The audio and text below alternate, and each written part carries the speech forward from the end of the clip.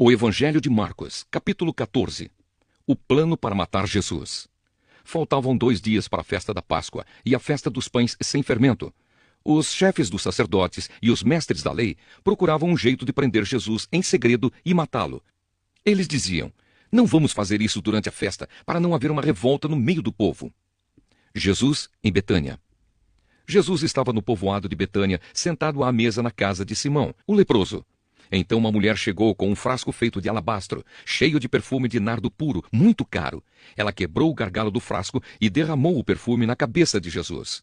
Alguns que estavam ali ficaram zangados e disseram uns aos outros: que desperdício! Esse perfume poderia ter sido vendido por mais de 300 moedas de prata, que poderiam ser dadas aos pobres. Eles criticavam a mulher com dureza, mas Jesus disse: deixem esta mulher em paz. Por que é que vocês a estão aborrecendo? Ela fez para mim uma coisa muito boa, pois os pobres estarão sempre com vocês, e em qualquer ocasião que vocês quiserem, poderão ajudá-los. Mas eu não estarei sempre com vocês. Ela fez tudo o que pôde, pois antes da minha morte veio perfumar o meu corpo para o meu sepultamento. Eu afirmo a vocês que isto é verdade. Em qualquer lugar do mundo onde o Evangelho for anunciado, será contado o que ela fez, e ela será lembrada. Judas trai Jesus. Judas Iscariotes, que era um dos 12 discípulos, foi falar com os chefes dos sacerdotes para combinar como entregaria Jesus a eles. Quando ouviram o que ele disse, eles ficaram muito contentes e prometeram dar dinheiro a ele. Assim Judas começou a procurar uma oportunidade para entregar Jesus. Jesus comemora a Páscoa.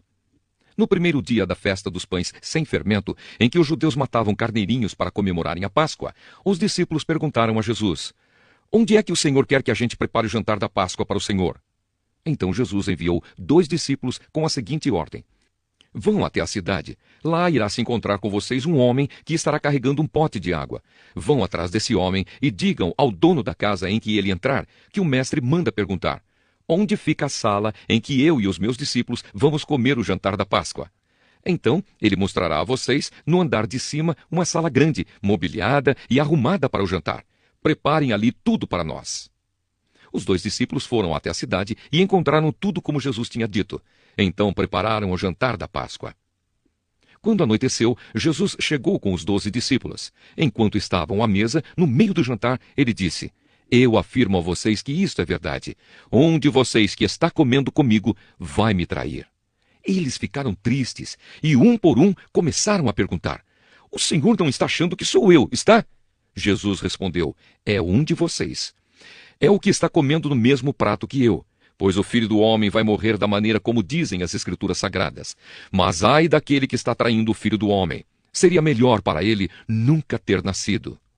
A ceia do Senhor. Enquanto estavam comendo, Jesus pegou o pão e deu graças a Deus. Depois partiu o pão e o deu aos discípulos, dizendo: peguem, isto é o meu corpo.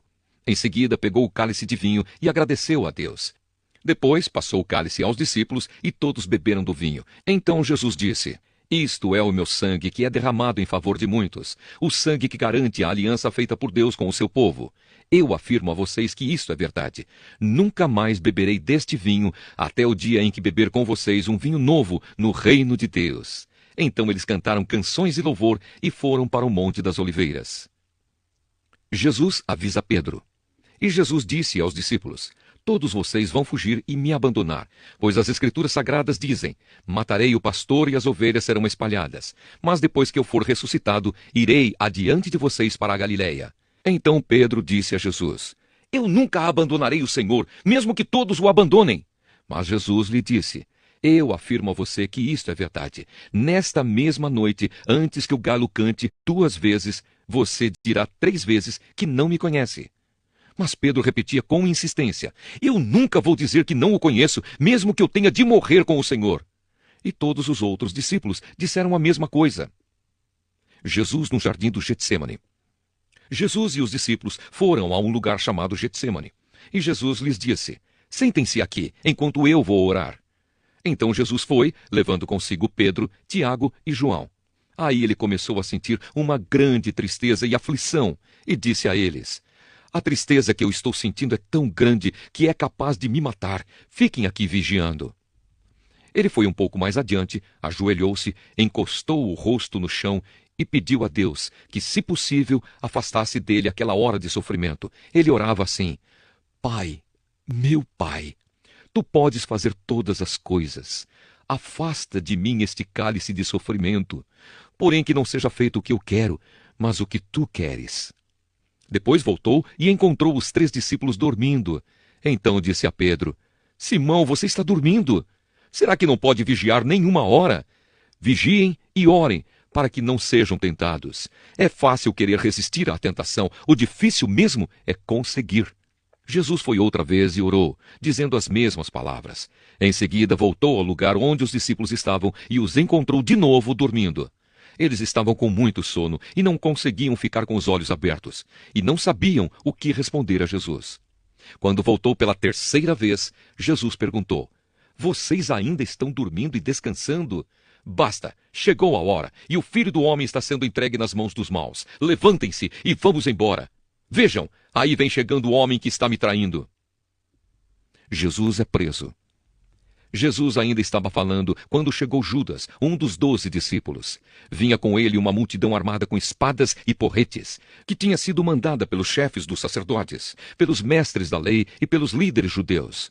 O traidor tinha combinado com eles um sinal. Ele tinha dito: prendam e levem bem seguro o homem que eu beijar, pois é ele. Logo que chegou perto de Jesus, Judas disse: Mestre! E o beijou. Então eles pegaram Jesus e o prenderam. Mas um dos que estavam ali tirou a espada, atacou um empregado do grande sacerdote e cortou uma orelha dele. Então Jesus disse para aquela gente: Vocês vêm com espadas e porretes para me prenderem como se eu fosse um bandido. Eu estava com vocês todos os dias, ensinando no pátio do templo, e vocês não me prenderam. Mas isso está acontecendo para se cumprir o que as Escrituras Sagradas dizem. Então todos os discípulos abandonaram Jesus e fugiram. Um jovem, enrolado no lençol, seguia Jesus. Alguns tentaram prendê-lo, mas ele largou o lençol e fugiu nu. Jesus diante do Conselho Superior. Em seguida, levaram Jesus até a casa do grande sacerdote, onde estavam reunidos os chefes dos sacerdotes, alguns líderes dos judeus e alguns mestres da lei. Pedro seguiu Jesus de longe e entrou no pátio da casa do grande sacerdote. Ele sentou-se perto do fogo com os guardas para se esquentar. Os chefes dos sacerdotes e todo o Conselho Superior estavam procurando encontrar alguma acusação contra Jesus a fim de o condenarem à morte, mas não conseguiram nenhuma. Muitos diziam mentiras contra ele, mas as suas histórias não combinavam umas com as outras. Alguns se levantaram e acusaram Jesus com mentiras. Eles diziam: Nós ouvimos quando ele disse: Vou destruir este templo que foi construído por seres humanos e em 3 dias levantarei outro que não será construído por seres humanos. Mesmo assim, as suas histórias não combinavam umas com as outras. Aí o grande sacerdote se levantou no meio de todos e perguntou a Jesus: Você não vai se defender dessa acusação? Mas Jesus ficou calado e não respondeu nada. Então o grande sacerdote tornou a perguntar: Você é o Messias, o Filho do Deus bendito? Jesus respondeu: Sou. E vocês verão o Filho do Homem sentado do lado direito do Deus Todo-Poderoso e descendo com as nuvens do céu. Aí o grande sacerdote rasgou as suas próprias roupas e disse: Não precisamos mais de testemunhas. Vocês ouviram esta blasfêmia contra Deus. Então, o que resolvem? Todos estavam contra Jesus, e aí o condenaram à morte. Então alguns começaram a cuspir nele, cobriam o rosto dele, davam bofetadas nele e perguntavam: Quem foi que bateu em você? Adivinhe? E também os guardas o pegaram e lhe deram bofetadas. Pedro nega Jesus. Pedro ainda estava lá embaixo no pátio quando apareceu uma das empregadas do grande sacerdote. Ela viu Pedro se esquentando perto do fogo, olhou bem para ele e disse: Você também estava com Jesus de Nazaré. Mas ele negou, dizendo: Eu não o conheço, não sei do que é que você está falando. E saiu para o corredor. Naquele momento, o galo cantou. Quando a empregada viu Pedro ali, começou a dizer aos que estavam perto: Este homem é um deles. Mas ele negou outra vez. Pouco depois, as pessoas que estavam ali disseram de novo a Pedro: Não há dúvida de que você é um deles, pois você também é da Galileia. Aí Pedro disse: Juro que não conheço esse homem de quem vocês estão falando. Que Deus me castigue se não estou dizendo a verdade. Naquele instante, o galo cantou pela 2ª vez.